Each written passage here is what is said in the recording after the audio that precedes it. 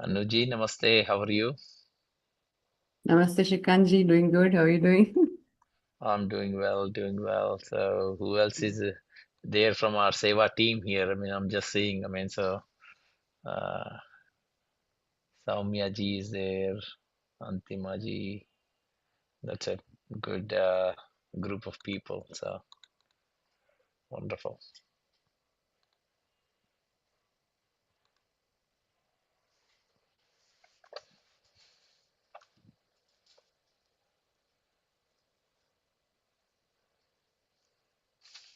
Hi, Janelle. I just saw that you joined.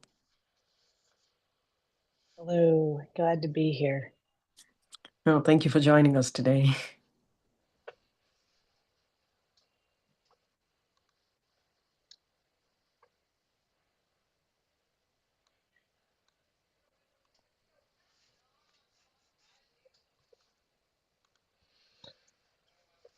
So, Kusuma, so I might have Yes, sir. to like after like in my this thing, I might have to drop off because of some unexpected visitors who came. So I had to take Sure. care of them. But yeah, so after 10 Okay. minutes or so, like, after my intro, like I might drop off. So yeah, thank you. Yeah. No, thank you.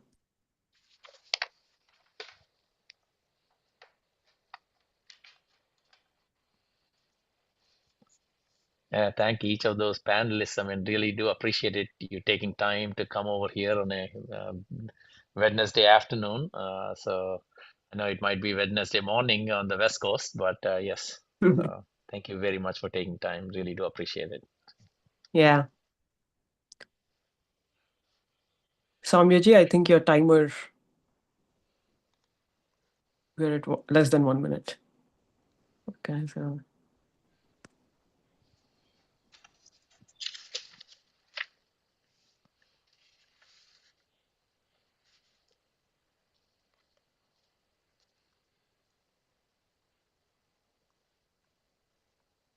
Okay, I'll start right now.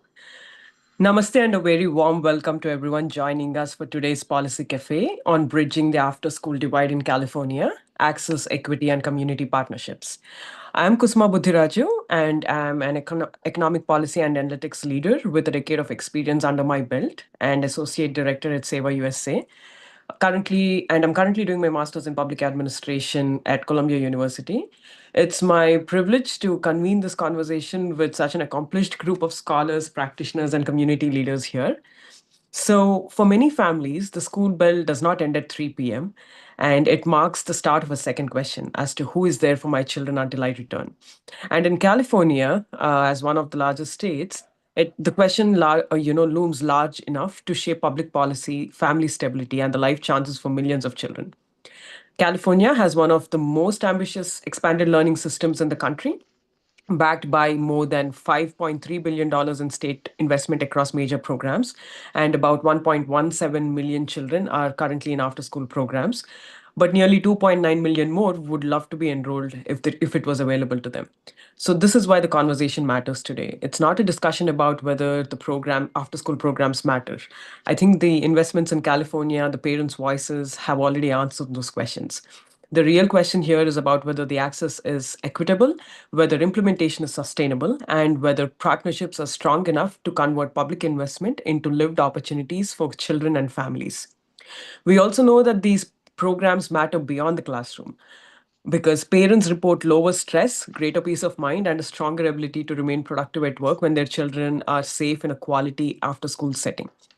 So today we are pleased to convene our distinguished panel of experts joining us from California, Texas, and Washington, D.C., representing a rich intersection of academia, public policy, and community leadership. We are also honored to be joined by members of SEWA International team, whose vision and continued commitment shape and strengthen Sewa's work across communities. This session is being live streamed on YouTube, which allows us to extend the conversation to a wider audience and engage more voices in this important dialogue.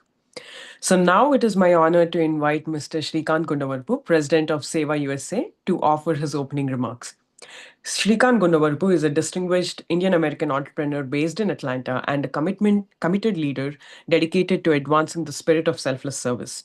Over the years, he played significant role in strengthening Sewa's mission, including leading the Atlanta chapter and contributing significantly to the organization's impactful COVID-19 relief efforts. His leadership reflects a deep commitment to community resilience, volunteerism, and humanitarian service on a global scale. Please join me in extending a warm welcome to Mr. Shrikant Gundavarpu. Thank you, Kusma. Namaste, everyone, and a very warm welcome to everyone present here today. It's my privilege to introduce Sewa International. It's a volunteer-driven humanitarian organization rooted in the timeless ethos of Sewa, selfless service. Founded in 2003 in the US as a part of the global movement that began in India in 1989, Seva today spans over 30 different countries. In the US alone, we have about 46 chapters and more than 11,000 volunteers, impacting nearly about 900,000 lives through strong community partnership. At Seva, our work is deeply community centered, and I would like to highlight some of our flagship initiatives briefly.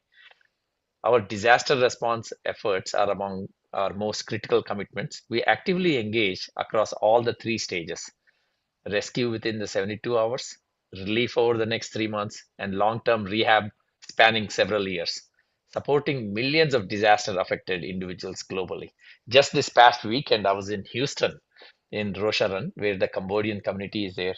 Seva are volunteers along with the contractors, right? I mean, with the American Red Cross, we built like more than 50 houses and 35 mobile homes where the roofs were fixed, and put about like 70 greenhouses, right? I mean, so this is wherever the disaster is there, the Seva works on the ground along with the volunteers and the contractors and everybody, and along the grant organizations too. In addition to that, our family services program acts as a vital support system, connecting individuals and families, especially underserved and immigrant communities, to resources, guidance, and care through a strong volunteer network. In education, we run two key programs. One is a LEAD, and which stands for Leadership, Education, and Development, which engages high school students in leadership and service-based learning. And we have about 1,700 kids across the country right now. I mean, these are all 8th through 11th graders. And another program, Aspire, which is an after-school academic support initiative that uplifts the under-resourced and refugee children through consistent learning assistance and care. We have about 3,500 students serving over 13 community centers. These programs are not just about the academic achievements of volunteerism, they are more about shaping responsible, empathetic youth into future leaders and responsible citizens who are inspired to serve and lead with purpose. Today, we have all joined together to bring the change in society, and for that, I would like to thank all the expert panelists, the Policy Cafe team, and all of my fellow Seva volunteers for walking this path with us. Together, let's continue building a more compassionate, resilient, and service-oriented world. Thank you, everyone, and I'm looking forward to engaging in a timely discussion today. And back to Thank you, you. Kusma. Thank you, Shrikantji, for sharing about Seva USA's impact and the flagship projects. I hope this gives some context about what Seva as an organization does. Now, I would like to invite Anupama Belur to give an introduction to Seva's Aspire program. Anupama ji has a background in finance and accounting with experience spanning across HR management, billing operations, and academic intervention in public schools. So, her work in educational settings reflect a strong commitment to student success through structured, results-oriented academic support. And she's also our program manager for the Aspire program that Shrikantji was just telling about in the Bay Area. Thank you, Kusmaji. Namaste, everyone, and a very warm welcome to all the panelists here today and everyone here. It's truly a privilege to introduce the Aspire program, which is an initiative that reflects the core spirit of Seva service with a purpose and impact with compassion. Aspire, which stands for Achieving Students' Progress, Instilling Resilience and Excellence, is a strategic investment in the potential of young minds, supporting their intellectual, emotional, and physical development. By strengthening the foundation skills in reading, writing, comprehension, and critical thinking, Aspire equips students with the tools they need to succeed in school and beyond, while fostering an overall well being. At its core, Aspire is a support system designed for children from underserved communities, students who often face barriers not only in academics, but also in the access, language, and opportunity. Our approach is very simple yet powerful. We meet the students where they are, whether it is in schools or in community based centers within the apartment complexes or the neighborhoods that they live in so that we are removing the barriers of transportation and at the same time creating an accessible and safe spaces for learning.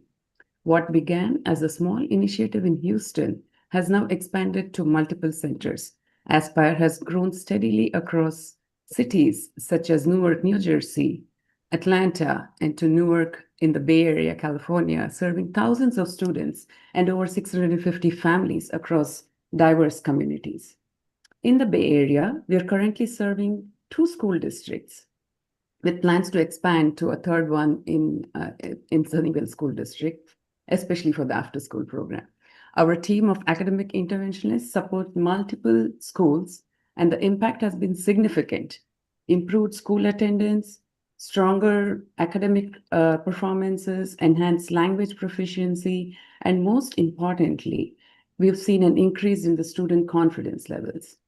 Beyond the in school support, we also offer after school enrichment programs such as robotics, public speaking, art, yoga, geography B, spelling bee, such opportunities that may otherwise be limited or not accessible to some of the communities that we serve. We also engage high school students during the summer who act as mentors and bring in their talent and share it with the young students. All of this is made possible through generous support of individual donors, grants, and corporate contributions. Aspire is more than a program, it is a commitment to equity, opportunity, and long term student success. As we gather here today to discuss the future of education, Aspire serves as a reminder that meaningful change often begins at the community level through consistent, compassionate, and focused engagement. Thank you all, and I really look forward to a very enriching and engaging discussion today. Thank you, Kusmaji. Over to you. Thank you, Anupamaji. That was very insightful and on the Aspire program at Sewa. Now, let me give everyone a brief introduction to the purpose of today's Policy Cafe and just to some level of context setting. Why are we talking about this right now? Over the past 5 years, California has built one of the boldest expanded learning infrastructures in the United States. The state's expanded learning opportunities program alone has 4.6 billion available in fiscal year 25-26, and the after school education and safety program is funded at $794 million. There is also the 21st Century Community Learning Centers that gets funded at the federal and state levels, if I'm not wrong. So, with all of these, California also ranks among the leading states in after-school participation, with programming for roughly 1.1 million children, like we spoke about. And yet, many a times, the scale does not automatically produce equity. Even in a state making this level of investment, approximately 7 in 10 California children whose parents want an after school program are still missing out. Families usually cite costs, inconvenient locations, transportation challenges, and a lack of local availability as major barriers. So, the challenge before us is no longer whether California cares about expanded learning. We understand that they do. It is about whether California can deliver it consistently, equitably, and in ways that reflect the realities of rural communities, working parents, multilingual households, and under resourced districts. So, this conversation is especially timely because student recovery is still unfinished. California's 2025 dashboard showed a TK to 8, K to 8 chronic absenteeism rate of 17.1%. That is much better than the 30% peak in 2022 during COVID, which we all saw in many schools across the country. But it also tells us that there is still deep work to do to re engage students and families. So, beginning in 2026, the state's new attendance recovery option allows districts to use time outside the regular school day to help students regain instructional access and recover funding. That creates an important opening to think of after school not only as an enrichment, but also as a re engagement. For this, there is an unexplored avenue for stronger coordination across state systems and greater engagement with community based organizations and nonprofit providers, which usually play a key role. in delivering after school services, like we're talking about Aspire, through partnerships with school districts. So this policy cafe, that's why we have this esteemed panel, and with that foundation in mind, we want to turn from diagnosis to design and from design to delivery. What that means is that we want to talk about research, policy, implementation, and community practice through our experts today. And my hope is that today's discussion helps us to see not just where the gaps are, but also what would it take to close these gaps in a way that is practical, durable, and also humane. So, with that, let me briefly just frame the two themes guiding today's discussion. Understanding how geography, workforce availability, and district capacity influence after school program access across California. That's our first core theme. The second one is about strengthening collaboration between school systems and community organizations while reducing fragmentation across the after school programs. So, with that, it's my privilege to introduce our esteemed panelists who will guide us through this thoughtful and enriching conversation. First, I would like to welcome Andrea Etical, an associate professor in the Department of Educational Psychology at Texas A&M University. She's an applied developmental scientist by training, and her research focuses on positive youth development through out of school time. She has worked in partnership with local, national, and international community based organizations such as Positive Coaching Alliance, Foundation for Jewish Camp, 4H, and the International Tennis Hall of Fame. Her primary goals of her research program include supporting the research to practice bridge and building the capacity of youth serving organizations to enhance program design, implementation, and effectiveness. Next, we have with us Janel Kubinek, who is the CEO of Vested, which is a great organization that whose reports I've used throughout my work when I was in education, and she's a nationally recognized leader in school finance and effective resource allocation. She has worked across the public, private, and nonprofit sectors, advancing initiatives focused on social and public good. One of the key things is that she helped guide California through a major redesign of its K 12 funding and accountability system and led a diverse team to develop the California Master Plan for Early Learning and Care, which has driven significant investments, strengthened the workforce, and expanded access to early education for young children. Next, I would like to invite Lillian Perez, the Director of Expanded Learning at Fallbrook Union Elementary School District, leading programs that support student enrichment and holistic development. She focuses on strengthening after school and community based learning systems, and her work emphasizes equity, engagement, and student success. She has been honored by the California Department of Education with the Celebration of Leadership Award for her contributions. Next, we have with us Eric Peterson. He is the Senior Vice President of Policy at the After School Alliance in Washington, D.C., where he leads federal and state policy efforts to expand access to quality after school programs and summer learning programs. He works closely with policymakers and organizations to strengthen support and funding for out of school time initiatives. And he hosts the After School Policy Pulse webinar series for anyone who would be keen to, join in. Next, we have with us Professor Sandra Simpkins from the School of Education, University of California, Irvine. She specializes in developmental psychology, and her research focuses on culturally responsive activities, particularly the role of families and organized after school activities. She examines how factors like socioeconomic status shape youth experiences and outcomes. Her work also explores how families support adolescents' motivation and engagement in STEM programs. She received the 2023 Mavis Hetherington Award for Excellence in Applied Developmental Science from the American Psychological Association Division 7. Finally, we have Mariana Lopez, and she is the Executive Director of Expanded Learning at Bay Area Community Resources, where she leads a regional portfolio of 90 plus programs across 8 Bay Area school districts, serving thousands of families and students. She also contributes to statewide leadership as a member of the California After School Network leadership team and the California After School Advocacy Alliance, helping shape policy, program quality, and leadership in expanded learning. So, now, with no further delay, let's start with our panel discussion. And my first question would be for Dr. Andrea. So, you have written several papers on character development in after school programs. Now, when you think about them, all the after school programs today that you've looked at or have known about, how do you see them contributing to both academic learning and broader youth development? Wow, thank you for that hefty question, Cosimo, and thank you so much for being here. I'm so excited to work with Sewa. What could I possibly say following all of those introductions on this topic? But I'll offer you a few from my PYD land perspective. Andrea, I think you just went on mute. Yes. Oh, I'm not sure why that happened. Am I back? Yes, you're back. Okay. Okay, great. Did you hear everything I said up to that, Kusuma, or was I just Yes. talking? No, up to that I did, at just the last few seconds. Okay, good. Well, then let's come back to PYD land.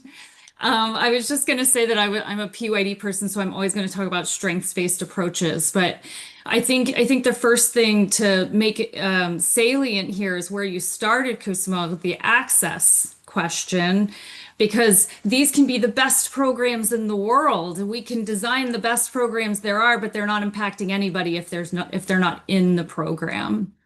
So getting in the door is the first way we impact youth, right? And I think we still have a lot to learn, at least from the academic perspective, on the access issues that exist in after school. And it's more than just we know it's financial.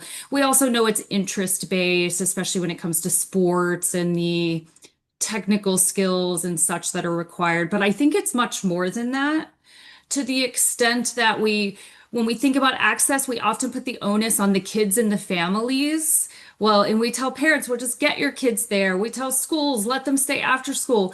But I think if we can pull some of that onus back on ourselves and think more creatively about how we design programs and whether or not our programs are even interesting to youth, and if we're adapting to the kinds of programs that youth want these days. I think a lot of times we can also see an intergenerational difference in that the people making choices about the kinds of programs we have and the way we design them are somewhat disconnected from the youth and understanding their demand. So I'll come back to what are the most important things to get them in the door. And you already said this with Sewa, and it's helping them find a purpose and helping them find an emotional connection to what they're doing there and helping them build relationships, authentic relationships, and sort of shifting our adults away from monitors and supervisors and managers into being in relationship with youth in these programs. And any program, no matter what kind of program it is, sports, arts, clubs, faith-based, any program can do that basic idea of being in relationship and helping youth find their self in there. Fair enough. No, thank you so much. Janelle, I think I have the next question for you. So, from your experience working across research, policy, and practice, I mean, Vested is a huge organization, which does all of this. How do after-school programs typically take shape on ground? I mean, do you see any gap between research and implementation, or would you be able to share one or two examples with us? Yeah, thank you. I mean, it's a pleasure to be here. And I really appreciated sort of the setup here of saying after school moving from enrichment to re-engagement. I think you can say there's like pre-pandemic research and there's post-pandemic research, right, around a lot of these topics, particularly as it's heightened around chronic absenteeism, as you raised at the beginning. And what we know, and Andrea, you just made that comment about we got to have things that kids want to be engaged with, right? We want to make them interesting. So we've done some interesting areas of research, in particular, in partnership with actually the California After School or After School Network, around what are the ways to think about program design and not just what you deliver academically, but what we have to think about the connections, the community, the things that keep kids engaged. And so we framed that around, do we see a difference in the connections, the protective factors that emerge from after school? So we've done some research around that and finding really compelling evidence that when kids are engaged in after school programs, they are feeling more connected to their schools. I mean, that's a pretty profound finding. So we generally think of after school as this auxiliary, like you're going to go in and you're going to get some extra support. But think about that. after school, from the research, we can actually document, after looking at 30,000 students around the state, half of which were in after school programs and half of which weren't, and see statistically significant differences in how they feel connected in school. And I think that's just gets to the best thing we can do, and we know this from research, is focus on not after school as auxiliary, but after school as extension of learning. And as we've moved into, I think what's on the ground, like what's the three motivating factors for after school programs from both a policy practice perspective. Number one is academic. We say we didn't get it done, or we haven't gotten as much done in the school day. Let's have after school provide for that enrichment. But I think it's what our research shows. It's actually that re-engagement can be really important as to well-designed after-school programs. But we do know post-pandemic the kind of academic acceleration that we want to see for students. We've turned to after school as a really effective strategy to the degree that it's articulated with what we're doing during the school day. And when I say articulate, it doesn't mean more of the same. It also can mean we change up the modality around which we're offering those after school supports, whether it be through peer interactions, mentoring, or teachers that are actively understanding what students need. And I think more so, and you can see, I really appreciate like California as our example. California's made a big investment. I think that's one thing to lean in on and be proud of as we look at how we're going to close what we're seeing as these COVID-related gaps. The second is safety. Like in a lot of our communities, school is a place of safety. It's a place for community. And I think that having after school in position at school sites is really part of keeping kids in places where parents can know their kids are safe, but kids can know they're safe. I mean, you see this happening, particularly in middle school and high school, where they want to stay at school. And having good programs that engage them, both in learning, but also that social aspect, can be very powerful. And the third thing is very practical, right? We are dealing with parents that families that are generally working out of home and or need some opportunities for their children after school. I know I grew up in a place where I went to after school care for till I was in middle school, and in part because my parents were working. And I think that remains true of many of our communities now, and therefore the transportation needs, the care needs, but also let's make sure they're quality. That's true for a lot of kids. So, I would say from the research, we know it can make a big difference. And some of this is the quality of what we implement. It's the connections that we make in the programs. And the programs that we also evaluate a number of programs that we see good effects. But we also know that there are programs that there's really the effect is not great insofar as it's not articulated with the day. It's not aligned to standards. It's not leveraging engagement strategies. But we think it's really important. We think there's a number of great programs out there that really have made that connection between research to practice. And I think the policies in California really reflect a value of what the research says and what we see as the opportunities for supportive students. Thank you so much, Janelle. And I love the way you said it. Kids need to feel more connected to schools because that's predominantly a safe haven for a lot of kids who come from tough households or tough neighborhoods and everything as well. So it plays a huge role that after school programs can improve upon that environment. Next, Sandra, if I may ask you, I know that you've written a paper on culturally responsive activities, and based on also the answers that Dr. Andrea and Janelle have just presented, what differences did you observe between institutions that adopt culturally responsive practices and those that do not across urban and rural contexts? I understand that it can be different in either of those contexts.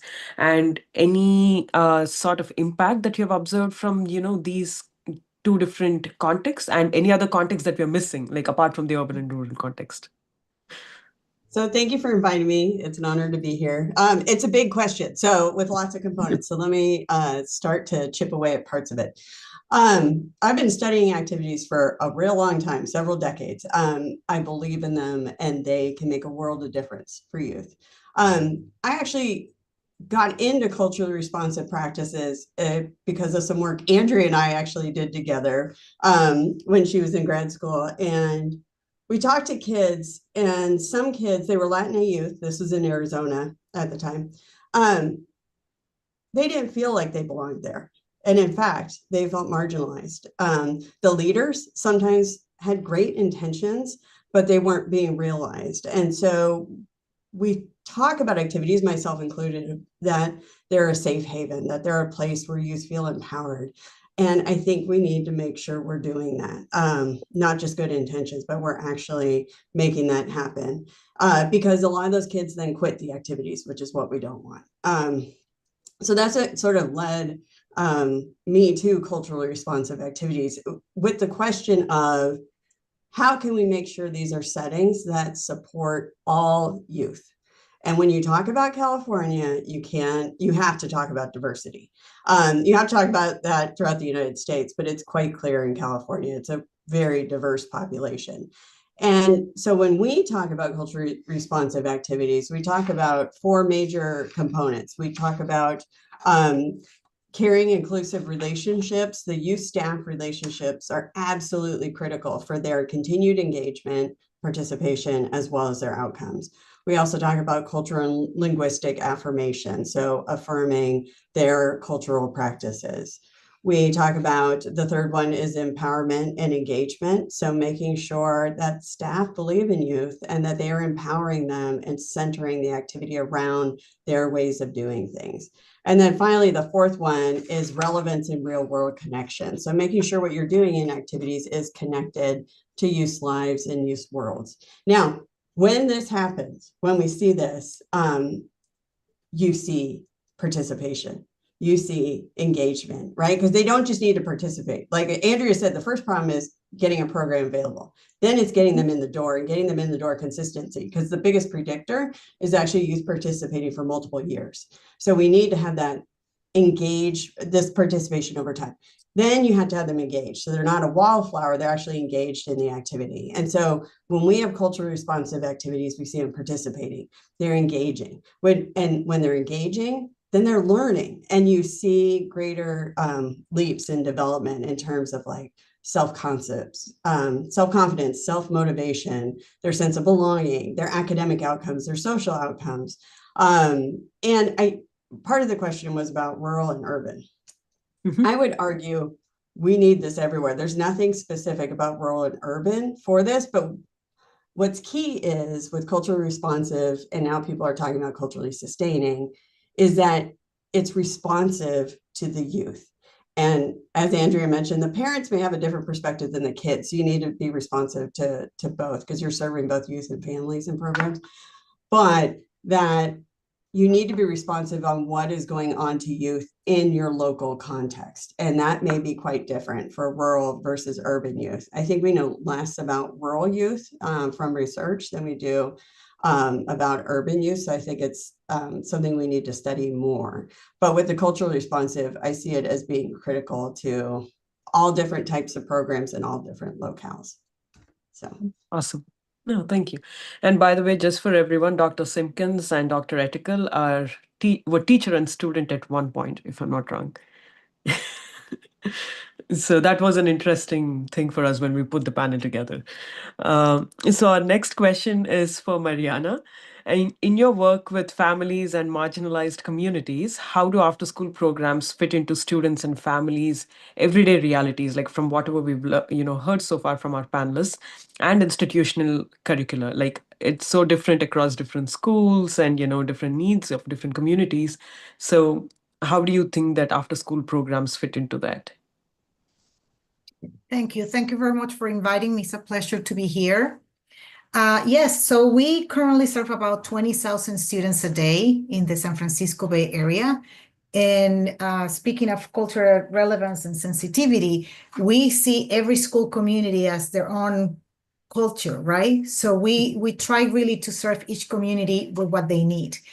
And I believe that after-school programs are the aunties or the grandmas of the formal education system. So we provide safe and structured environments during critical after-school hours when many working families need that support. And we have heard about research here, but we know the research shows that participation is linked to improved academic performance and a stronger engagement and very social emotional development. And there's plenty of numbers that show that after school participants attendance in the school day are better. So the more the programs are offering, or the more the schools are offering after school program, the better attendance outcomes they will have.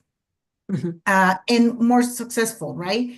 So especially for youth in low socioeconomic contexts, which are the majority of the students attending after school programs in California. So the new funding aimed to offer universal after school program, but we still give priority of enrollment, or what we call in California unduplicated pupils. And those are students living in poverty, foster youth, housing instability or homeless youth, and of course, English language learners and newcomers. So for this group of students, we are expanding access to academic content with the enrichment opportunities that we are providing. Otherwise, they would not have these opportunities after school, and we're also closing an opportunity gap. So we also play key role of mitigation risk factors, right? So the exposure of unsafe environments, lack of supervision, or the limit resources that some families have to provide academic support. We do this by offering mentorship, consistent routines, positive peer networks.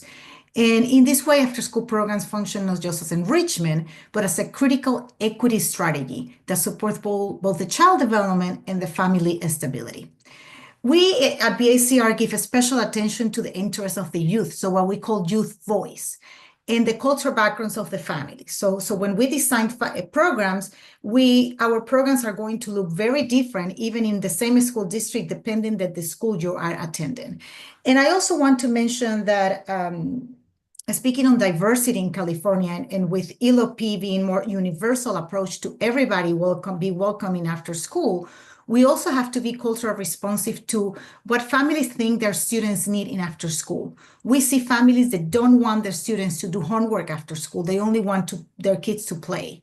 And we see families that are very anxious, and what the main purpose they want to have in after school is that academic support. So we have started to design hybrid programs where we have the beauty of the diversity of the school being represented in the after school, and designing programs that fit the needs of all the families represented in the program. So to that end, we offered ballet folklorico, Mandarin classes, Spanish classes, many sports, including swimming classes in the summer, STEM clubs, art clubs, many leadership opportunities, including a strength-based approach for the students, especially when they're going to transfer to high school, many college and career readiness from late elementary to high school. And we also ensure that our sessions include time to build community, support youth emotional literacy, growth mindset, and self-regulation. And as a matter of fact, we are seeing that is the main purpose of our programs, right? If the student well-being is not taken as a priority, academic development is not going to happen. So when I said again, we're the aunts and we're the grandmas, we're living love, we're giving love, we're giving cookies, and we're saying, let's read a story and let's make you feel better. Because a lot of the kids, and I think I heard this from some of other panelists saying, some kids don't feel that they belong. And sometimes they come to after school program and they find a niche because they might be having language barriers. They might be having issues at home, stresses at homes that are not allowing them to pay attention straight 6 hours a day. And when they come to us, it's more enrichment, play-based, let's have fun. It's also, what do you like to do? We now have kids that do gaming and design gaming, and that's their sport, although we make sure they move and do things outside too. But that is also being in tune with the new technologies and the new eras that we are having. So we put a special emphasis on social emotional development, and that is one of the tools that we actually use to measure our program quality. And then we inform families about what we're seeing and work with them. There's also some programs that is a model that I love to replicate all over my programs if I could, where we integrate behavioral health therapies in the after school program. And the parents have access to these at 5:30 p.m. or 6 p.m. when they're coming after work. And really making a huge difference. Additionally, we invite families to attend programs and learn alongside their kids. We have parents that said, I cannot help my child with math. Well, are you available to come at 4:30 and sit down with our instructors and learn with your child how to do ladders when you're doing multiplication, which is now a new way to do multiplication, right? And also we offer family nights where we have the kids teaching the parents. So we did this STEM project. Parents come, your kids are going to teach you how to do these STEM projects. It's beautiful and is also available at the language of the kids. We did a coding night where the kids went to code.org in their language and sat with their parents and did the activity. And it's amazing to see the parents learning alongside their kids, especially when they're families that didn't have formal education. But we need to understand and respect the intrinsic value that these families bring. They are experts in their child's life.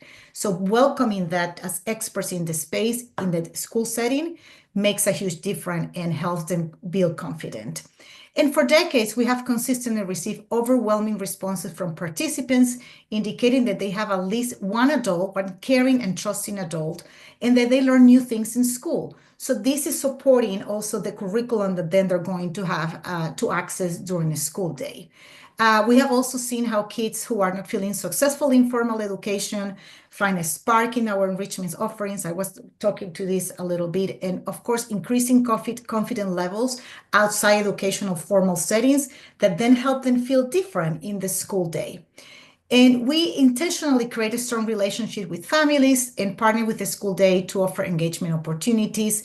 In many of our programs have family liaisons, and these family liaisons are a key instrument in connecting parents with what's happening during the school day, because teachers are not available at 6 or even 6:30 now when parents come and pick up their kids. So we work really close with the school day. We have our staff knowing what's happening during the school day and are able to voice those things and make sure families are in the know about things that are happening during the school day.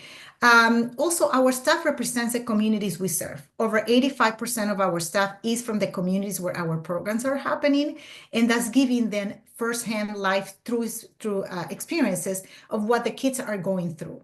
So they become fearless advocates, right? And they are able to also talk to teachers and say, hey, I was a student at this school, and that was 15 years ago, but I'm seeing that my student in after school is having the exact same experience that I have. What about if I try to change the approach? What about if I can come and sit down in your class and work alongside this student and help you breaking this barrier? And we have seen that being very successful when teachers and schools are open to do so. That's awesome. And then also I want to say that we see the level of a student's anxiety spike when school breaks are coming, right? And I think it's because we know that we're providing safe environments. They eat with us, they have supper with us. Yes. And as we expanded this additional 30 days of intercession on non-school days in California, we have seen these anxiety levels go down because it's spring break, but you know you're coming back to program. Summer, you know you still have 5 more weeks of program, right? So that has made also huge difference, and it gives families a peace of mind. No, thank you. No, that's amazing to hear. And I love the way you framed it. You said after school program is the grandparents of education, And that's true. They want to feel safe, they want to feel connected. And yeah, fair enough. So, my next question is both for Eric and Lillian. And Eric, you can start us off. We know that California is way ahead of any other state currently in the United States on after school programs because of the well implemented federal programs. One of the questions that I have for both of you is that while designing a policy, I mean, both at a implementation level, I think Lillian can explain that to us. And Eric, you can speak for designing a policy and everything as well. I know that there is an intent ahead for all policy designers and on ground reality changes. So, what are the gaps that you might want to highlight? Like, what are some policy designing that's happening which might or might not relate to on ground reality challenges, and how do you design the best policy that can speak with the both? I mean, you're speaking the language of what's happening on ground with the policy at the same time. Eric, do you want to start us? Yeah, I'm happy to start. And again, I'll echo, thank you so much for the opportunity. I've already learned I love being on a panel with folks that study this and the researchers in addition to the folks on the ground. And so it's truly a privilege.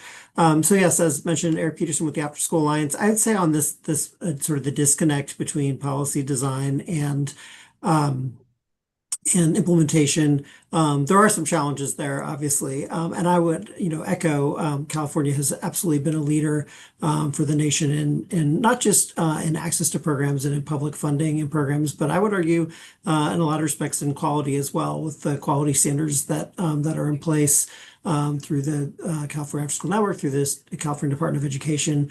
And a lot of states have since looked at that and worked to replicate in some degree that. But I think from a national perspective, when sort of designing and revising policies that support local after school programs, and there's about 90 federal funding streams, and therefore programs and policies that can be used to support after school and summer. Most are only provide a small amount of funds and are one of many, many allowable uses. There's sort of a handful that are the big ones, which I'll mostly speak to. But they are designed, some have been around for 30 years or more, some are more recent, some are in the nascent stages. But those usually have in common seeking to increase access to particularly families in need. They may also focus on or prioritize school community partnerships. Accountability is always a key piece of the program design because you're talking about public funds, so federal funds.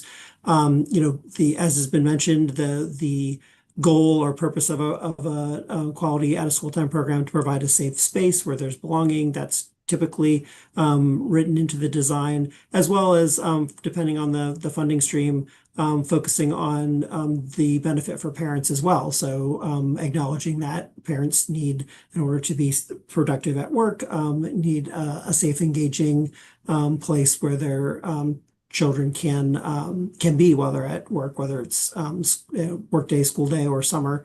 So I think, once we can argue and talk about whether those are the right things for design. I will say in future efforts and in some of the work that we at the After School Alliance, along with partners, are doing to reimagine what an eventual reauthorization of 21st Century Community Learning Centers, the largest federal funding stream that's exclusively for after summer, what that would look like when eventually Congress does reauthorize it, has been a really fun exercise. We have a working group that's been looking at this for 2.5 years now, and will continue until Congress actually focuses. But there's been so much research, thanks to several of the panelists on the call today and others, that have looked at really defining, since that program first started 30 years ago, we know much more now about what is high quality, what it takes for a quality program, and and areas like student choice and voice that have been mentioned that are currently not in some of those program designs that were created 20, 30 years ago, because that was not part of the literature back then. It should have been, but it wasn't. And so I think as we go forward with program design, you will see more of that, more emphasis on centering young people, more emphasis on and intentionality on the enrichment piece as well, and defining what that is. But for the programs that we have today, I will just point to a couple of examples of the disconnect or the gaps between design and implementation. For a lot of policies, and programs, they will focus on one particular age group. So an example is the Child Care Development Block Grant, which can support students in programs from birth, so really zero, all the way through age 13.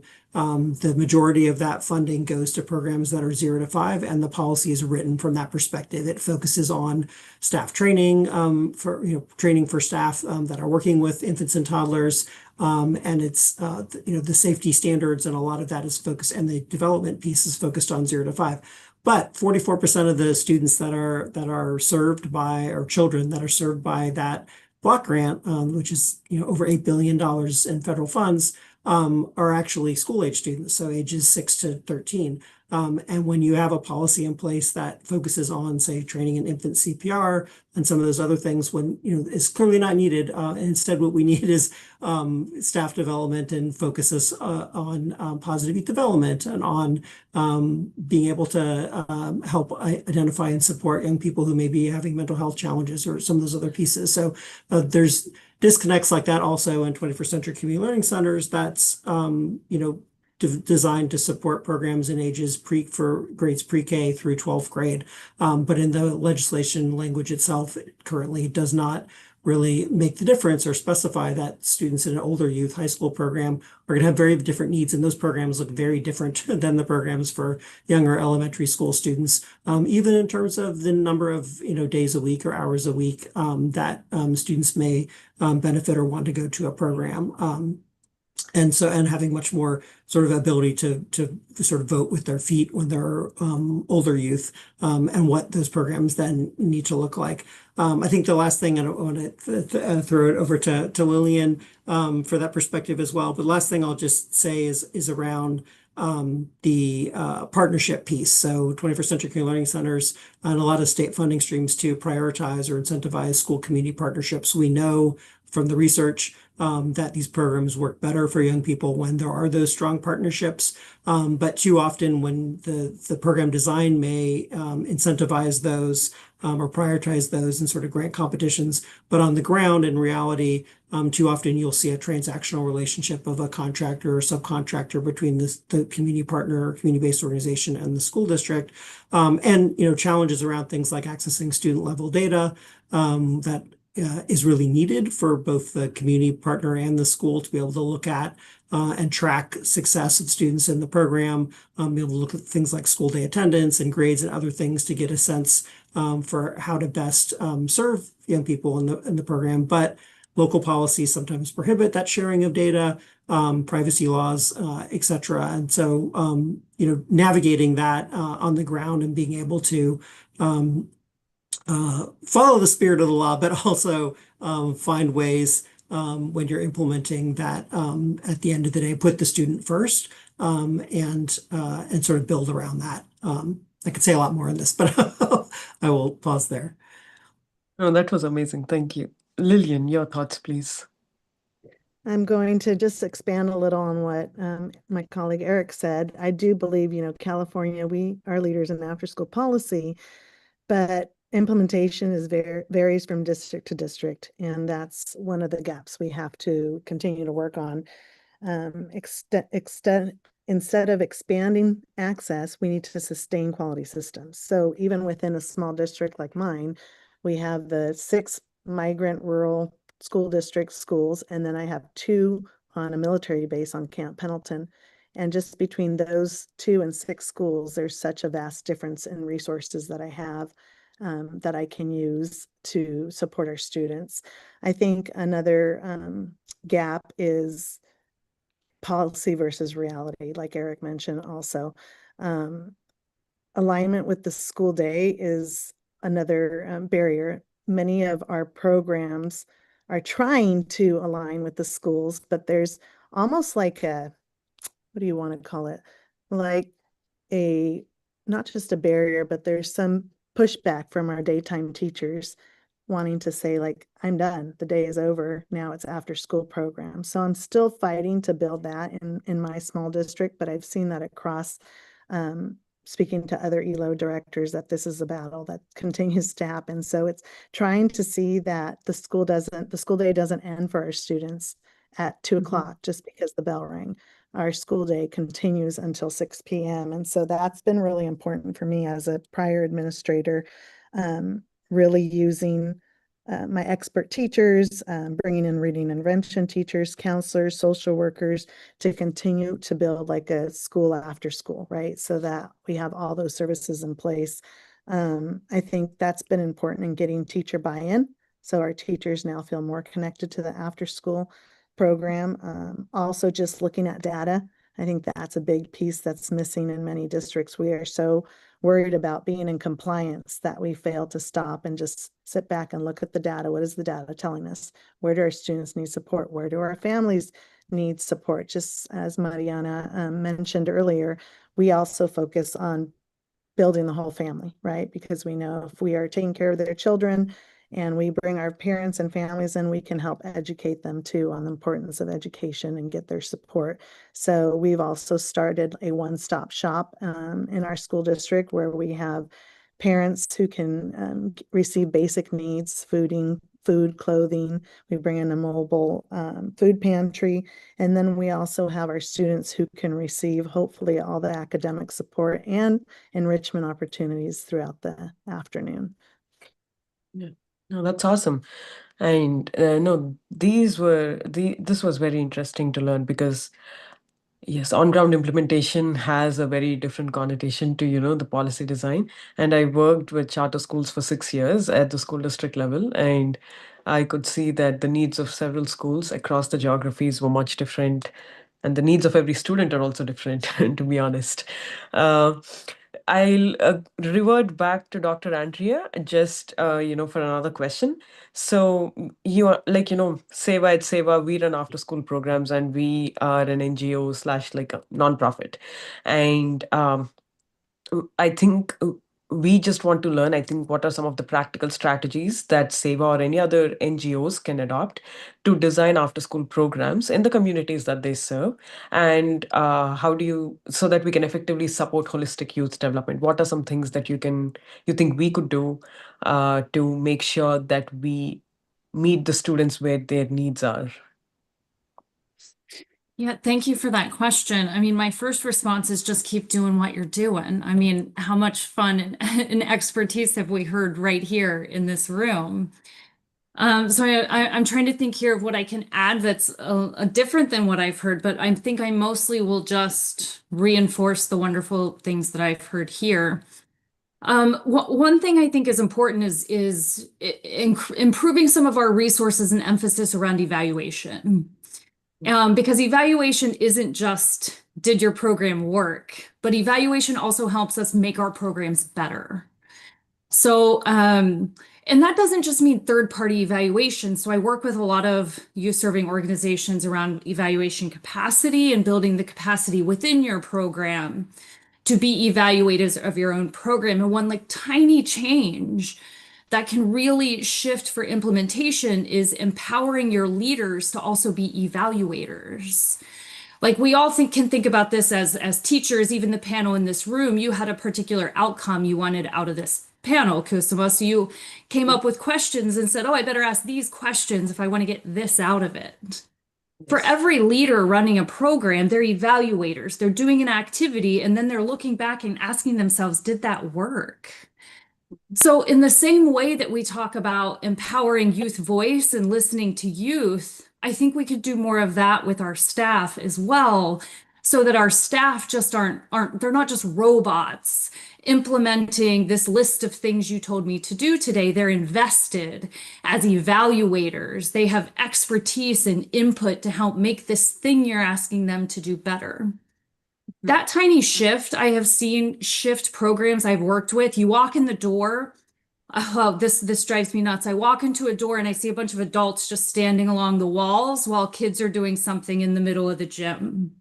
If you can make that tiny shift for your adult leaders to be evaluators of that activity they're doing, and are you getting out of this what you wanted? Then they become empowered to get into that activity and engage with the youth. And then they start paying attention to, oh, that was supposed to build trust, but do I think they trust me more now? So that's a tiny shift I think we can make with our program leaders and help them use evaluative thinking to design programs to make them better. The other one that I want to mention that has come up a lot here, and I'm just going to put a word to it. The Search Institute has sort of pioneered this word sparks and developmental sparks, and it's helping youth find the thing in the program that lights their fire. And I think a lot of times our leaders think that that thing is on the list of tasks that they're supposed to implement today. But it's not. It's somewhere in the youth that's in the room and in between the task that they're doing. And you really have to pay attention because it's not always going to be the actual activity you're doing that sparks a youth. It might be the relationship you're building with them. It might be the relationship they're building with their peers. It might be the questions their parents are asking when they get in the car and head home. So I think the biggest thing we can do to design programs is to listen and pay attention. And if we empower this whole system to become evaluators in this system, we're always making tiny tweaks to make them better. No, I completely agree with you. I was the director of data and research when I started with the school district, and collecting data, making sure that we listen to data, and not that data is the only thing that matters, but it's also about making sure that you hear the voices, take surveys, anything that you can to improve classroom instruction or after school instruction. That's extremely important. And you're absolutely right. I think teachers or anyone should be equipped with I think, skills to how to evaluate a program versus the students both differently, like to see how we can improve the program as well. And I did see Janelle agree with you once you started speaking about data and, research, because, that's her that's her biggest thing. So, Janelle, on to the next question for you. Where do you see stronger opportunities for stronger alignment between research, data, funding, staff, and how after school programs are implemented? Especially because NGOs, for example, Sewa is a completely nonprofit organization. We are all volunteers, that work with the organization, and we collect some small parts of data. But how do you think we can make it, I think, make even our program much better than what it already is in terms of like research, data, funding, staff, and how we can implement our programs? Yeah, I was agreeing because you gave us these questions in advance. So my comment here was about use data to evaluate. I mean, this is and so I feel like, okay, yes, I completely agree with Andrea's comment. And I will just say this, it is everywhere. We are surrounded by data, and of which we ignore most of it because we mistakenly think the data is in the test score or the data is in the attendance roster or and so what I would just say, I think there's important connections to be made between data. And so I'll go back to what I started with, like one of the studies that we recently did is around looking at school climate data, what exists in a system that is separate and apart from where I took my after school data. But we can look at that and say which kids submitted their climate data and what are the results of their participation or non-participation in after school program, right? That is not something that as an after school leader, you would say, oh, I have that data. But guess what? It exists, and it's not hard once we have the question, right? I wonder if it makes a difference to like how they feel about their connection to school. And then we can start to say there's a motivation to asking that. I think there's data around us when you just even walk down the hallway and you listen to kids talk, right? Like they're telling you like what was interesting that day or what they didn't like or what they're struggling with in school or why they are excited to be with a friend. And I think sometimes we ignore that because it's not the test score. It's not the thing that we said was our evaluative measure. And so one of the things that I think is really, and it's come up in these conversations, is where's the space for student agency? And so one of the most important things that I think we can all do, whether you're in a district or you're in a nonprofit providing for services, is to occasionally ask, what do you like about this program? If we were to like help you do better in school, what would you want to do here? And you will get amazing answers. Right? And I think that's somewhat the kind of data that we sometimes don't think about asking because it doesn't sit in our formal data systems and come out in a big colorful report with bar charts. But it's that engagement of students. And you would be amazed at what kids end up designing for themselves about how they want to spend their time. And they will tell you, oh, I want to do homework in this time and I'd like to do it with this group and I'd like you to tell me with math, but I really just want to, they will tell you things that will amaze you. And I think that that's somewhat, let's not overlook that as part of what we can evaluate. But the other part of it is to recognize, even with, whether you're in a school system or out of a school system, how do you reach out to those systems? Because in this school system, we have data challenges around people operating during our school day and versus after school. It's, I wonder, have we thought about this question? Like, have you wondered who's coming to your tutoring programs and where they are and what schools, and are we seeing a difference in their outcomes and their attendance? Like, take something as simple as our chronic absenteeism rates lower in this population than another. Lillian mentioned migrants, right? We have like migrant populations for which we have after school programs. And some of that is like, let's dig a little further. And are we seeing better attendance on the part of our migrant ed kids? And you can start to take groups of kids, whether they're in a particular program, whether they're in, showing up in particular places, and ask those questions and just start to tease it in, right? So that formatively, we're able to say, are we really addressing the needs of kids? I also think, several people have brought up family engagement and the opportunity to engage parents. When you think about this, we have a school day, we have after school, and then kids spend far more time at home. So what's the way that we engage parents? Both, I think after school provides an important linkage because often you're seeing the pickup. You're seeing the parent come into your spaces and saying, I'm picking up my kid, it's a long day, and like some of you offered, it's like you've done programs with parents. Like, how are we asking them what they think and what we can do for kids? That's data. So I think there's a lot of ways to think about activating the researcher within all of us. And it really starts with what's the question, and then what's the means at which we get some of that information towards how do we design and how do we deliver and how do we build up and promote what we're doing with kids and families at the center. No, that's amazing.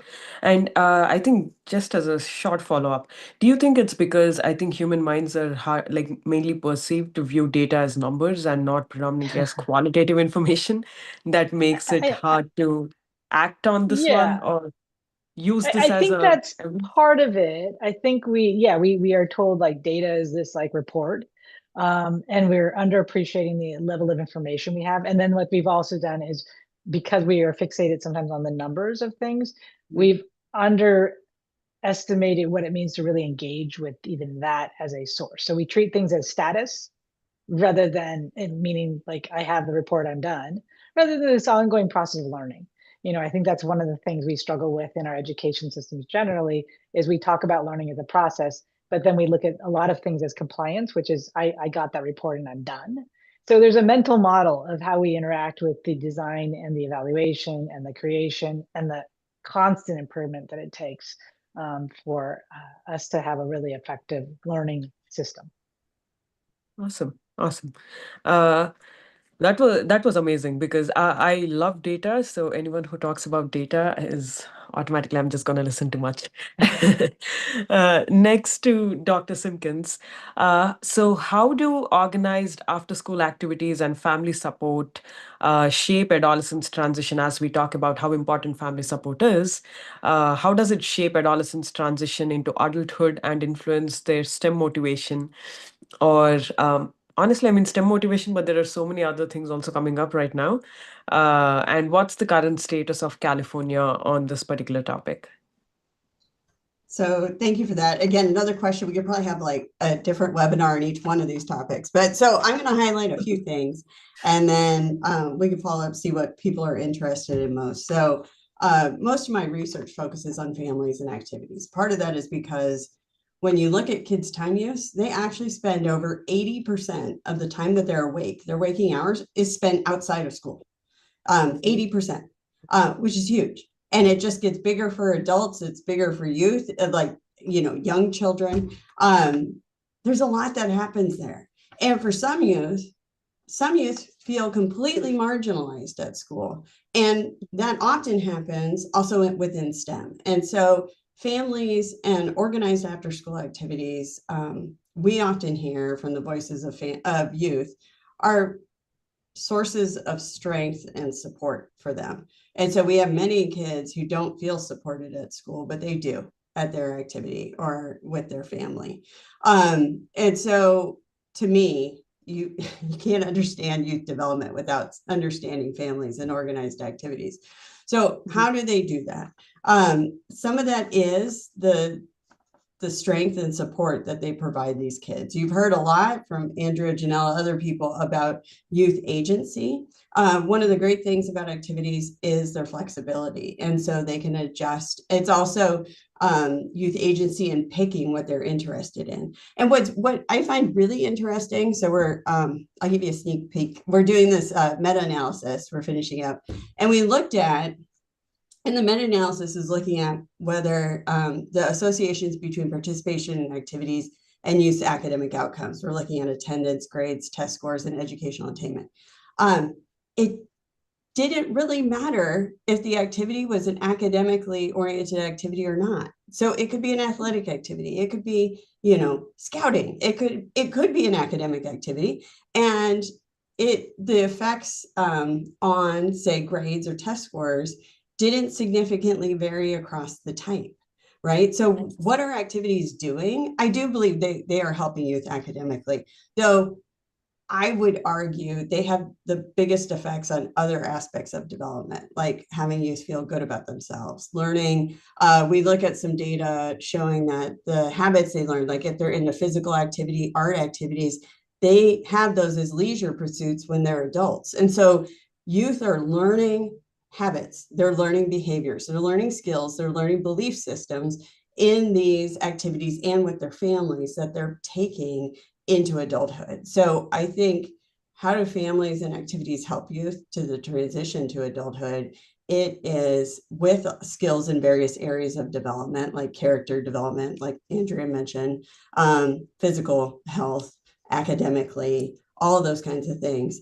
But I think both of those settings, as youth age, they allow for more agency on the part of the youth. So when you look at like decision-making and activities, family decision-making, when kids are little, it's more driven by parents. And then eventually it starts to shift so that hopefully the parents are going with what the youth are interested in and they're supporting that. And then oftentimes actually the youth expertise outperforms the parents. So they can't teach them a certain skill anymore because the kid knows more than the parent knows. So then they have a different role. And so, but I think you see those shifts more within families and within activities. And so supporting that agency is really critical and going with the youth and what they're interested in.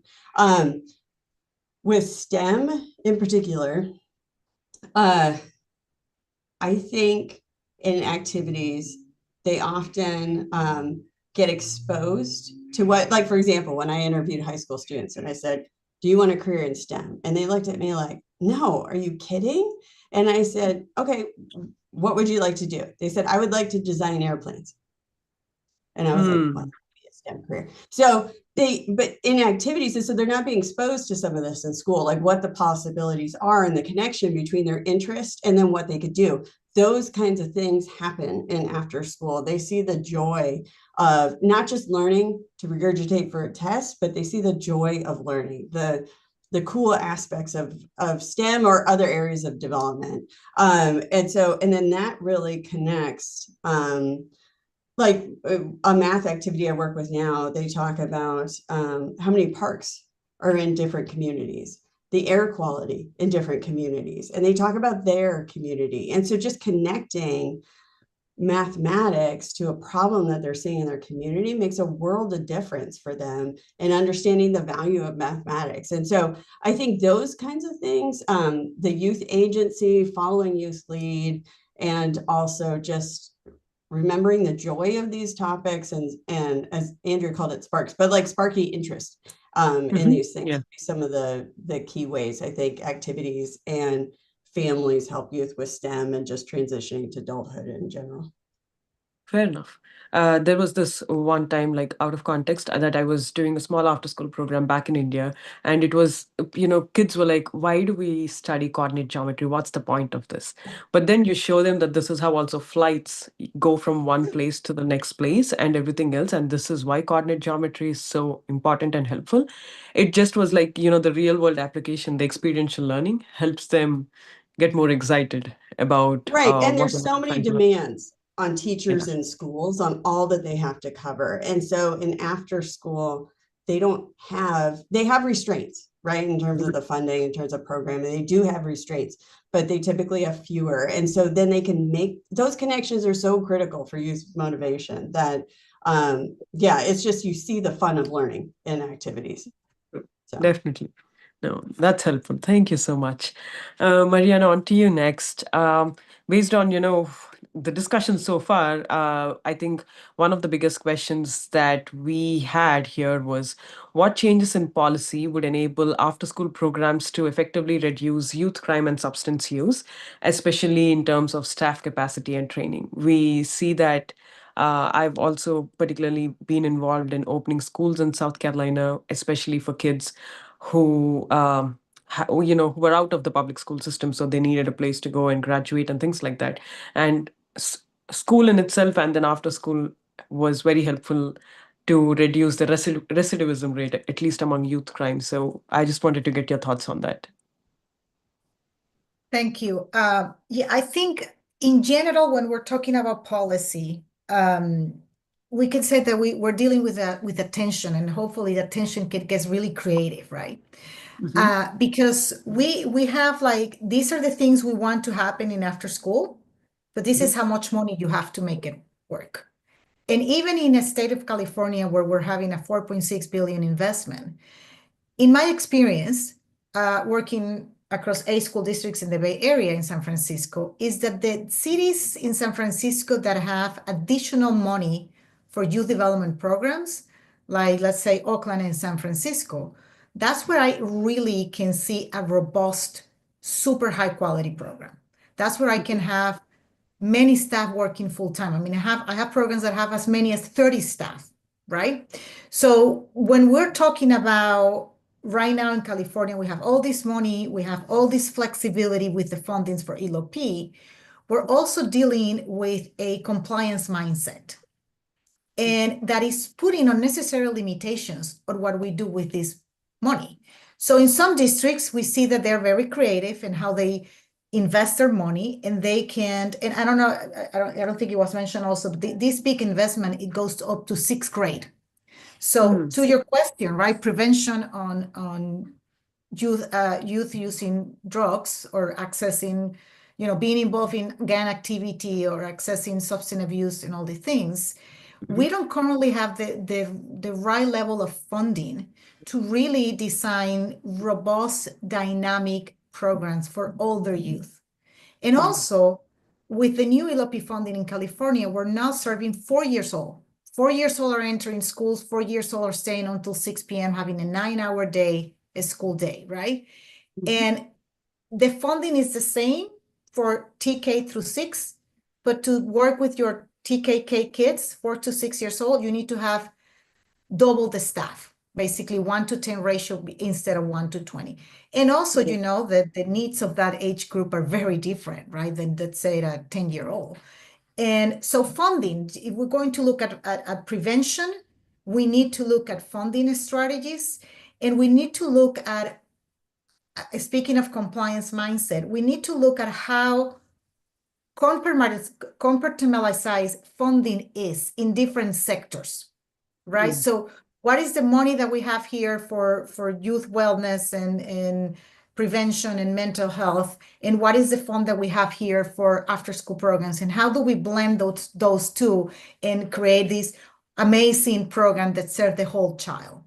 We're working towards that, but I want to say we're not there yet, right? So definitely want to create attractive programs that welcome the youth, the older youth, so they are they're not engaging in risky behaviors. One of the things that I have seen being very successful is programs that, of course, offer attendance recovery and credit recovery, right, for those youth that are not attending schools as much as they should.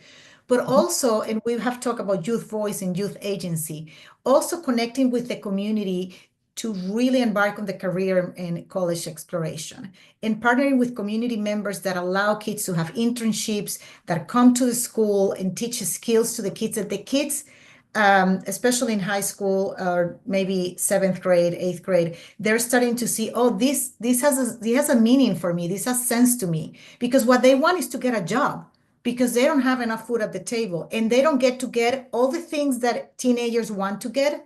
And unfortunately, social media makes them compare in these very superficial things, but that's the reality we're dealing with, right?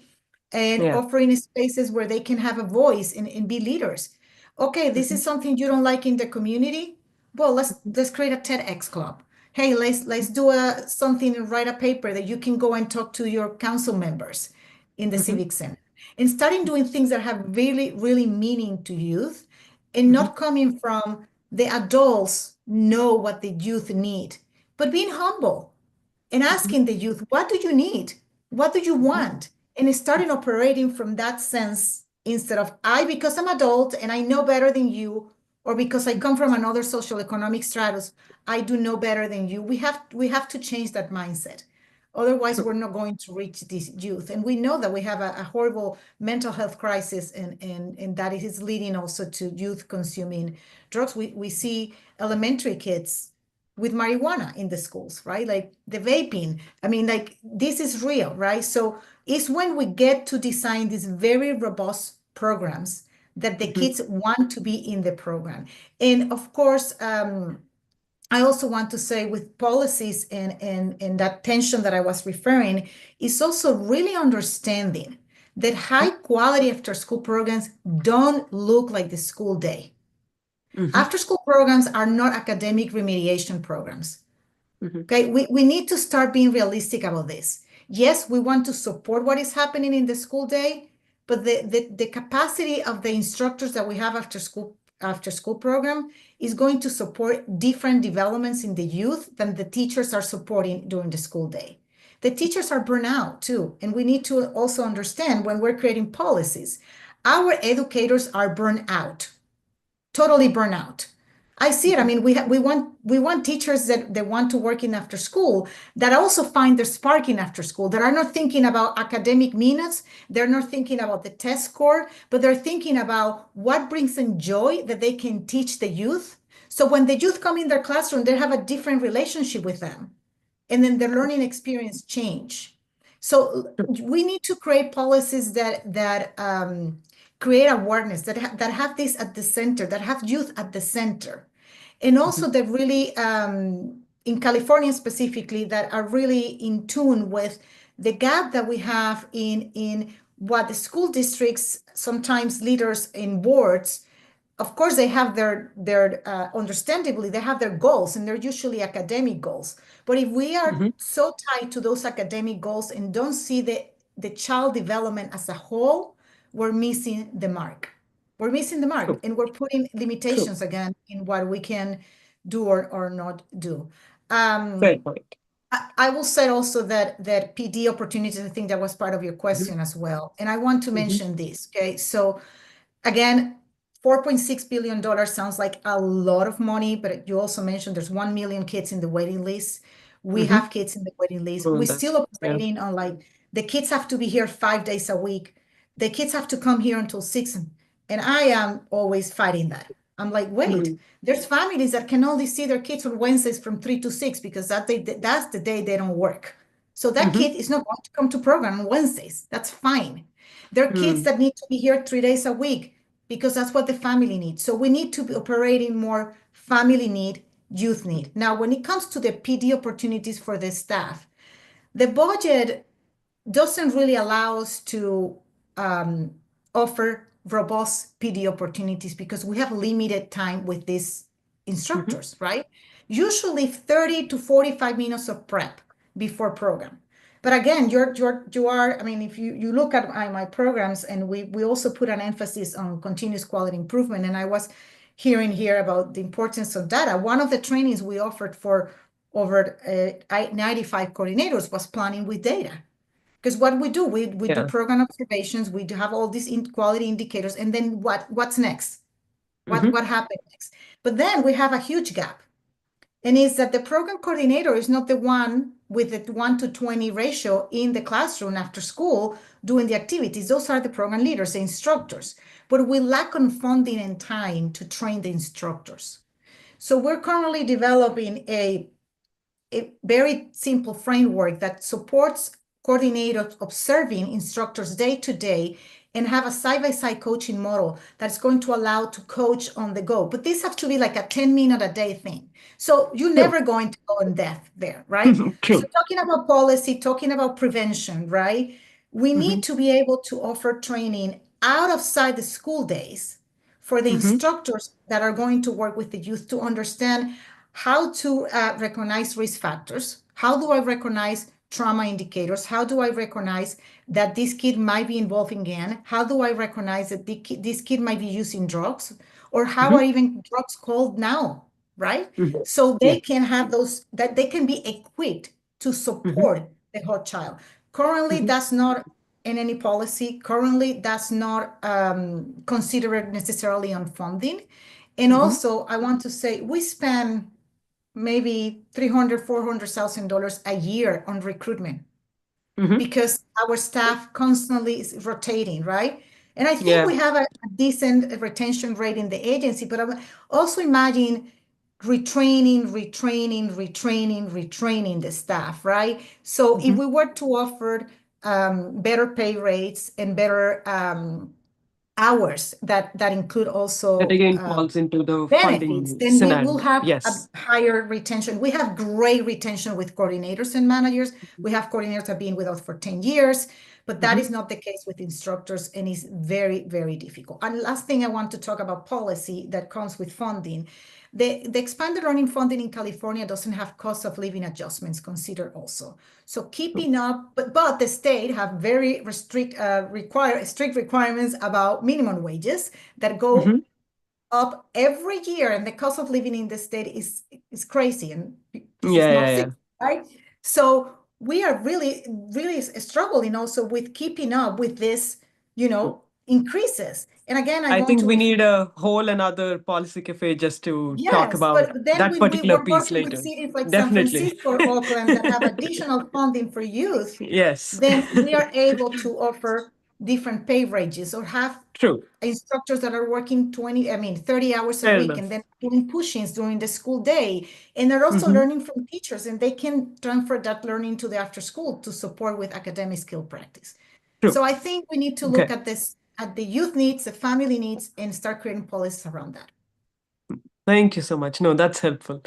And Eric and Lillian, I would just like to get to you both again. Having a national perspective and a state perspective, from whatever we've heard so far, we can see that at the end of the day, I think data is important, qualitative, quantitative. Listen more, and we need you. We need youth voices, as Mariana has also mentioned, because the needs of the youth are best known to them, and that's really important while we're building policies at the end of the day, because we're building something for them, and we're not trying to build something that is thrown at them. So from a national and state systems perspective, how do you see that, how are different after school programs currently being implemented and coordinated across districts? Like if you see something that is very pervasive across districts, how do you see them being coordinated? And I think from a national perspective, Eric, I think you can also give us a few examples about something that's happening in another state as well. So do you want to get us started?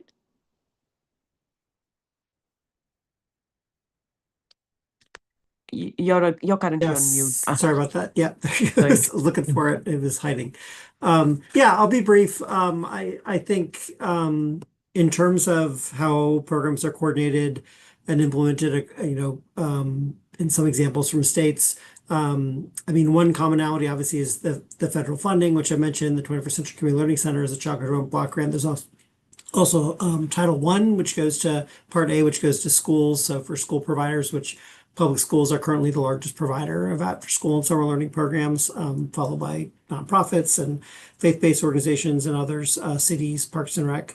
But also AmeriCorps and AmeriCorps Vista are, well, they've had a lot of challenges lately. They're still around. That funding still exists, and that can be used to support through paid volunteers, staffing of programs as well. There's a number of other funding sources that can be used to implement and coordinate programs. I think the one thing, and then two things real quick, and then throw it to Lillian. One is, as I mentioned before, and as we've talked about, California as a model.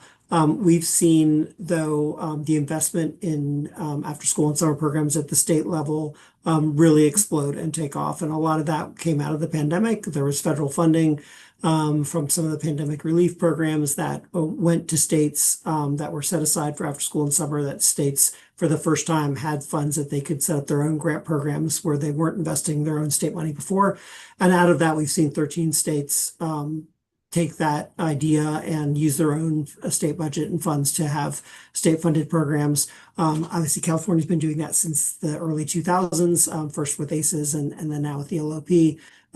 But that we're up to 28 states and the District of Columbia that are funding and investing in after school and summer is a testament to the impacts that these programs are having and on the quality, and also lots of new things to study and look at to see what's working in terms of how the program design looks and how it's able to coordinate those partnerships and how it's able to meet the needs of young people and families.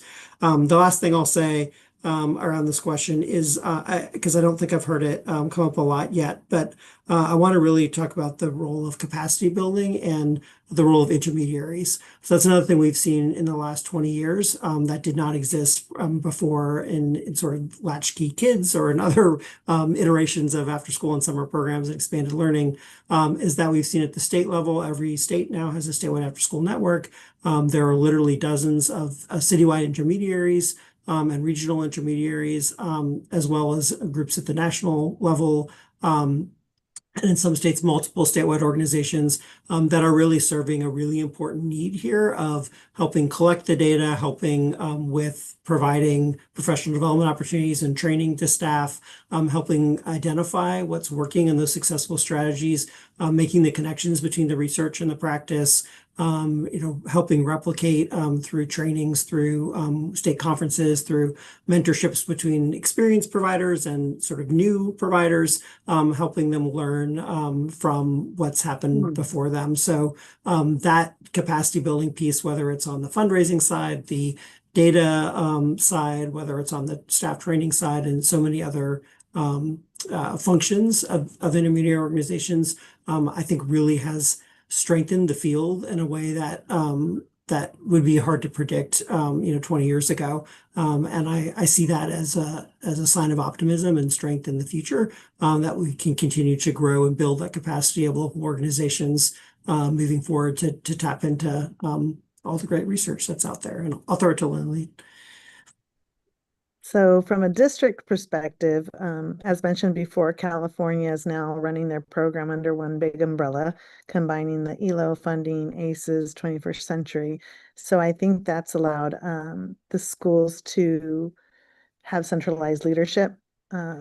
Typically what I've seen in speaking with other colleagues that are district leaders, we have obviously an ELO director or sometime an after school program director that is trying to align all the programs across the district, which includes, because of the ACEs/ELO requirements, an academic block, enrichment block, physical activity.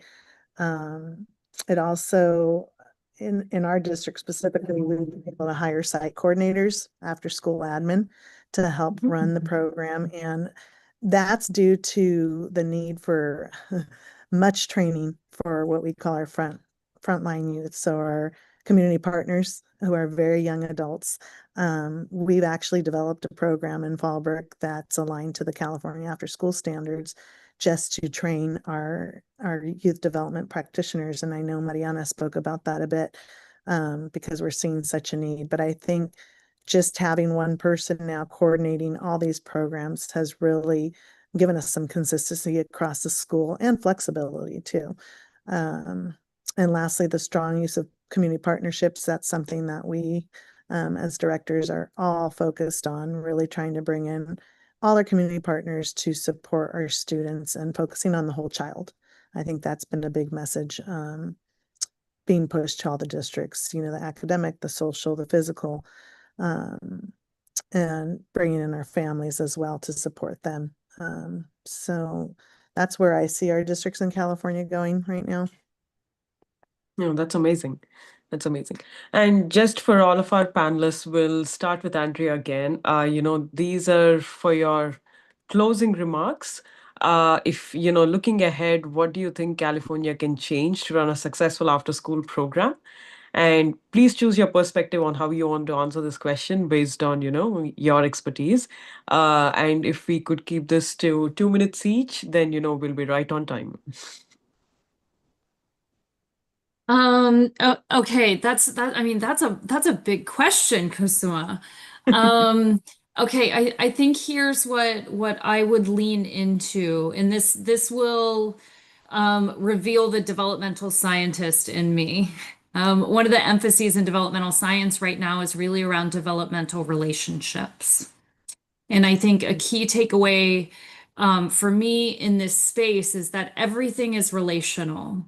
And we can tend to, even sitting on this panel right now, we're sort of talking about their relationships, youth's relationships with the leaders, but we are also in relation with, researchers, with practitioners, the adults in these programs with the youth, the adults with the parents, like everything is relational. So I think remembering that, to be intentional about that, and to be intentional that relationships don't automatically happen and that relationships have to be trained. These are skills to learn how to be in relationships. To remember to be intentional about that, and for that to happen at every level of the program, from us sitting on this panel, to the leaders running the program, to the granting agencies that are funding these programs, to policymakers, to the parents, to all of this whole network is a network of people who are in relationship with one another. And none of this works if we're not intentional about those relationships. Great. Thank you so much. Dr. Simpkins, do you want to go next? Sure. I'm going to put a link in the chat. I was lucky to serve on the recent National Academies report. And so that's a link to the book there. Lots of information we've talked about today is touched on there in a lot more detail. In terms of what I would say, I would hit on a couple of things. One is what Eric mentioned about intermediaries, and we got to lean on each other. And the California After School Network can, here in the state of California, I'm so impressed by them with all their work on quality and all that they're doing with WestEd, with the data and all this stuff that they're doing. So I think having programs lean on their state after school network, working with districts, leaning on each other. We've done some work with programs that serve Asian American communities. And, they're sort of, these community programs are often on their own and they're small. And so getting them to connect and work together, I think, to maximize resources. I also think the workforce is critical. It's what Andrea said about relationships. It's the training. It's getting them proper wages, proper benefits. Can we make it a full-time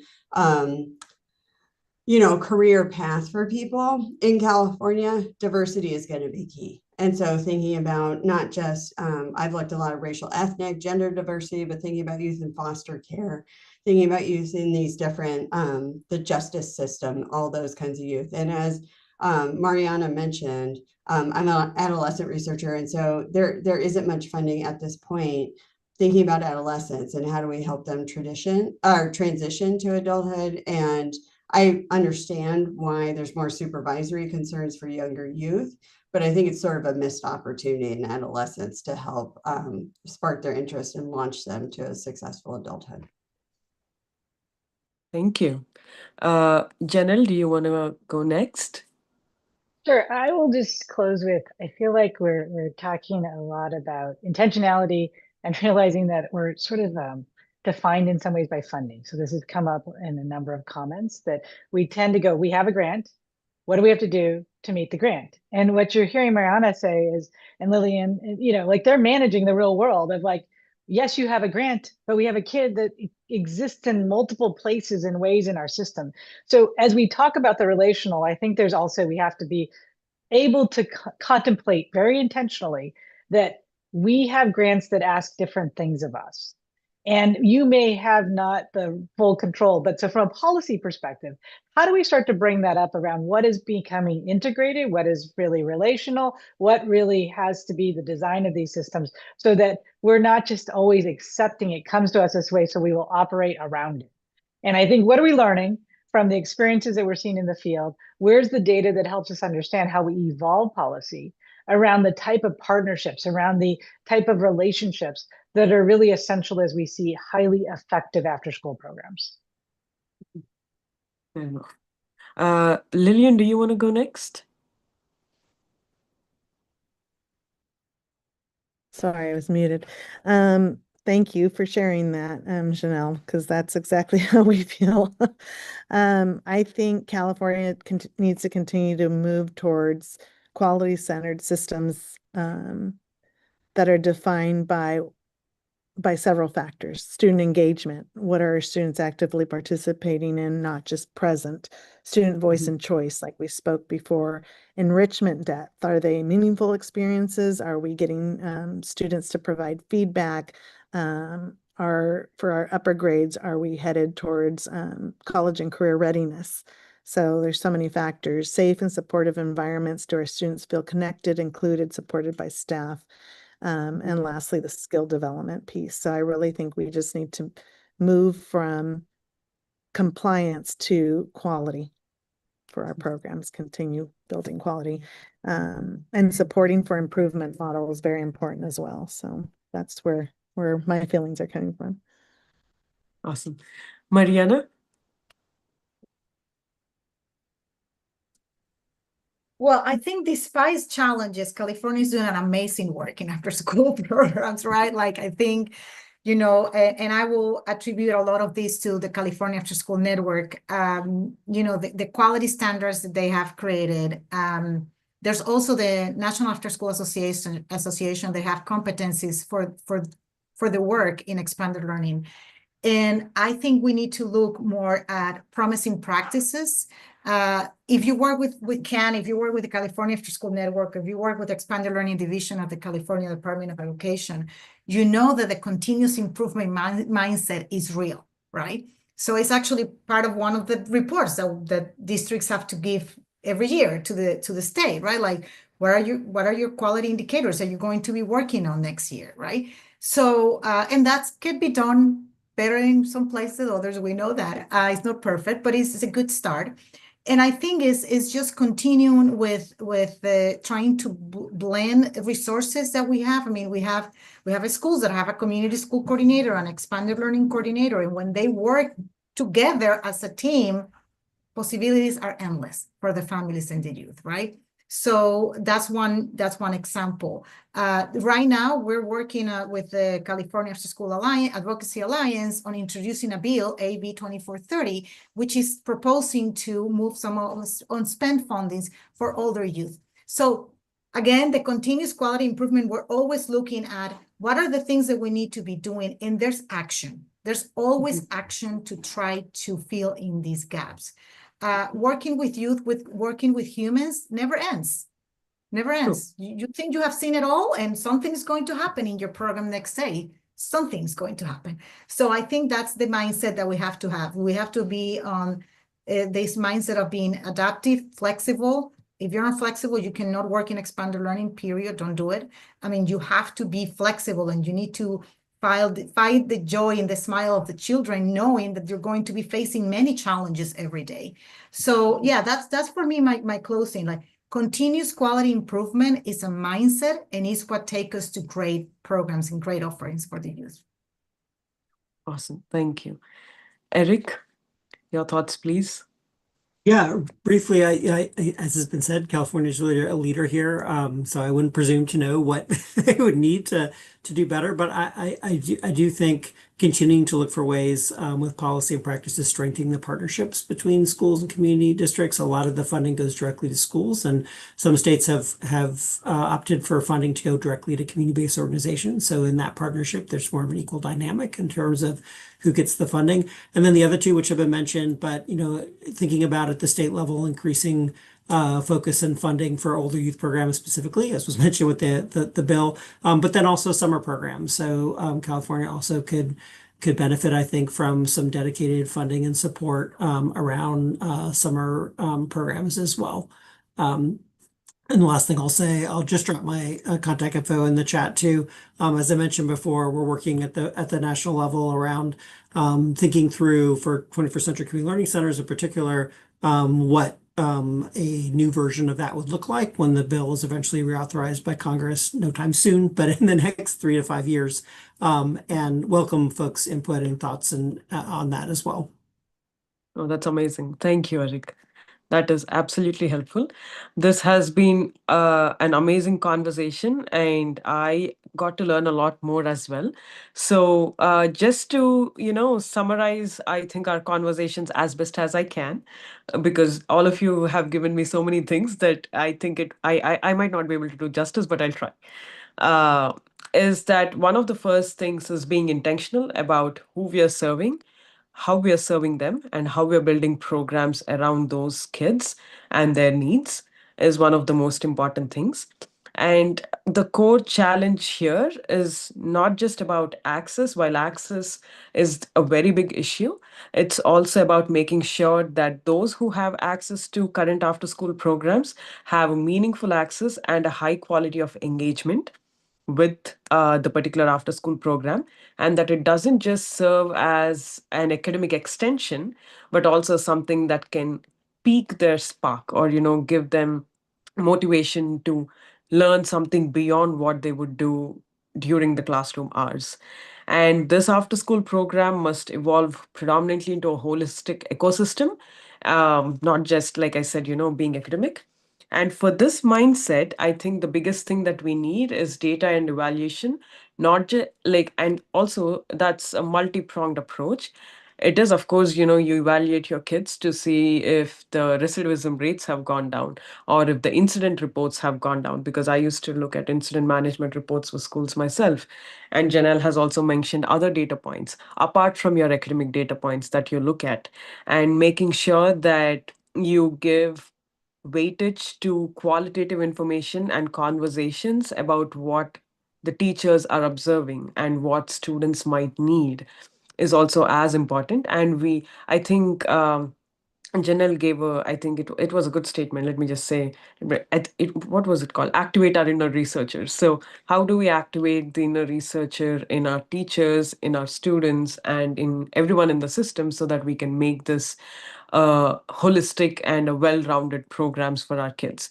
And equity and inclusion, of course, are always at the center because we need something that is culturally responsive, especially in communities in California and beyond, where we have students coming from various backgrounds and also from various communities. So our approaches should be rooted within the communities to ensure that these kids are being served to the needs, and your vantage point is to the student level and not to the level of adults, and making sure that all of this, like we say, has the youth voice embedded into the system so that these kids grow beyond the school and make sure that they contribute more to workforce development over time and after they've left their school systems. Because there is also data to prove that after school hours are some of the most vulnerable hours for our kids, and it would be really amazing if they can be engaged during that time, because that would also build a certain level of responsibility and other character development traits that will help them integrate into the broader workforce over time. I think one of the things that Mariana mentioned was great about adolescence. And I don't know how many of you have watched, but there was an adolescence TV show that came up last year. I think it was a British TV show. And that spoke about, it was interesting because it spoke about the language as to the kids, what language kids are using today for something that we were using differently quite a while ago. And that was eye-opening even for the law enforcement, for parents, for everyone, because language keeps changing over time, and what the kids use is not what we use anymore. And that was an eye opener for a lot of people in the education spectrum. And I also like her point of calling these after school programs as the grandparents of education system, because you want to make sure that they're safe, that they're looked after during this time. And at the end of it, it's about even engaging families, making sure that all our families, all the students' families are engaged in the process so that this is a very cohesive system. So Mainly, I think it's just to see that the investment that each and every one of you makes feels real in every neighborhood, at the end of the day, and making sure that the access that we talk about on paper um, is also something that is building in practice across different communities, and making sure that after school is not just extra time, but it is decisive time for kids. So at this point, it would be really amazing if schools and community organizations and everyone can work with each other, learn from each other, and share best practices on how to build these programs so that all, children can feel the difference when they are being part of these programs. So yes, I'm trying to think if I'm missing on anything else, but share anything that I'm missing. I understand that we're talking about continuous quality improvement and adaptability and learning from practice. So, based on that, thank you so much. This has been really engaging. We would love for you guys to be a part of Seva and, constantly speak with us, talk with us, and everything else. I'll just give a short vote of thanks for all of you today, because today's conversation is not a standalone event for us, but it's part of a larger journey and community that we want to build together with all of you. And one of the biggest reasons for that is because voices in isolation can make little impact, but voices as a group make a larger impact. And I think Eric can attest to that, being at the After School Alliance. I'm pretty sure he converses with several people across different states. So throughout our policy cafes, we've had a few on education. This is actually our reversal back to education, nonprofit management, disaster response, hunger related challenges in the United States. We have continued to learn, reflect, and grow. And today adds a very important layer for us as we also expand on our work in Aspire and how do we make sure that our program gets that continuous learning and that data approach. And we also want to make sure that as we are growing, we want to bring together more diverse voices to understand how researchers, practitioners, and community leaders are tackling one of the most critical issues of our time. So I think one of the biggest things that I'd like to say is that there is also a very human reason that all of us are here. And we can see that each one of us has a great interest and great, I think, passion to do something great, for all of the students across across different geographies and diversities and everything else. So we want to make sure that you check our Aspire program if you have any reflections based on what we are doing, and if you think we can do something better, especially all of you, as panelists, you can please write me an email. I'll make sure that it reaches the right people who run the Aspire program. We've already had Anupama ji speak about the Bay Area program, and we would love to take any input and reflections. So you can, scan the QR code and learn more about our program. And what we'll also do is we will be sharing all the key takeaways and the discussion points that you've shared with us today, so that we can, broadcast it to a wider audience, because we want to ensure that your ideas have a larger reach, than the policy cafe that we have today. And if you could also join us for our upcoming policy cafe on senior Seva. We want to talk about how policies affect seniors, and as you age, how do you need to, reform several policies so that we can help aging adults in our current systems. So I think the one last point that I'll try to make is, as a budding economist, I'm a data scientist, but I'm a budding economist. We constantly talk about the intergenerational burden of what the decisions that adults make today that affect the kids of tomorrow. And I think that's why this program, any after school program is really important, because how we shape the programs today shape the lives of kids who are actually going to become adults tomorrow and who face different challenges of their times. So we really appreciate all of you joining us today and taking the time to share your immense expertise and knowledge with us, and to all the audience for joining us, from different time zones. And we also have our YouTube audience, so that has been incredibly helpful. And please, connect with us, and we would love to build long-term partnerships with you. So thank you all, and have a great afternoon, evening, night. anywhere, depending on the time zone.